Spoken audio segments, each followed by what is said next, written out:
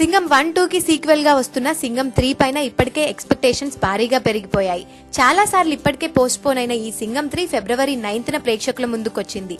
సింగం 3 సినిమాని తెలుగులో ఎముడు 3గా రిలీజ్ చేశారు. అసలు సింగం 3 సినిమా కథేంటి, సినిమా ఎలా ఉంది అనే విషయాన్ని ఇప్పుడు చూద్దాం.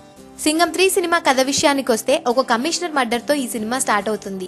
ఎవరో గుర్తు తెలియని వ్యక్తులు కమిషనర్ ని చంపేస్తారు. అప్పుడు గవర్నమెంట్ ఆ మర్డర్ కేసుని ఛేదించమని ఏసీపీ సూర్యకి కేసు అప్పగిస్తుంది. సూర్య ఆ కేసు మీద ఇన్వెస్టిగేట్ చేయడం స్టార్ట్ చేస్తాడు. ఈ ఇన్వెస్టిగేషన్ లో ఉన్నప్పుడు ఇంటర్నేషనల్ మిషన్ గురించి సూర్యకి తెలుస్తుంది. అసలు ఆ కమిషనర్ ని ఎవరు చంపారు, ఎందుకు చంపారు అనే దాన్ని సూర్య ఎలా ఛేదించాడు అనే విషయం థియేటర్లలో చూడాల్సిందే. ఈ సినిమా విషయానికి వస్తే ఈ మూవీలో పవర్ఫుల్ పోలీస్ ఆఫీసర్ గా సూర్య పర్ఫార్మెన్స్ అద్భుతంగా ఉంటుంది. సింగం 1-2 సినిమాలో కన్నా ఈ సినిమాలో సూపర్ హ్యాండ్సమ్ గా కనిపించారు సూర్య. ఇందులో అనుష్క సూర్యకి వైఫ్ గా నటించింది.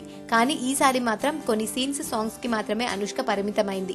అలాగే శృతి హాసన్ సింగం 3లో జర్నలిస్ట్ గా నటించి సూర్యకి ఆ మర్డర్ విషయంలో హెల్ప్ చేస్తూ ఉంటుంది. అలాగే సూర్యని వన్ సైడ్ లవ్ చేస్తుంది శృతి హాసన్. ఈ మూవీలో విలన్ అనూప్ సింగ్ కూడా అదిరిపోయే పర్ఫార్మెన్స్ ఇచ్చాడు. ఈ సినిమా ప్లస్ పాయింట్స్ విషయానికి వస్తే మొదటగా మాట్లాడుకోవాల్సింది సూర్య పర్ఫార్మెన్స్ గురించి. పోలీస్ ఆఫీసర్ గా సూర్య పర్ఫార్మెన్స్ అదిరిపోయిందనే చెప్పాలి.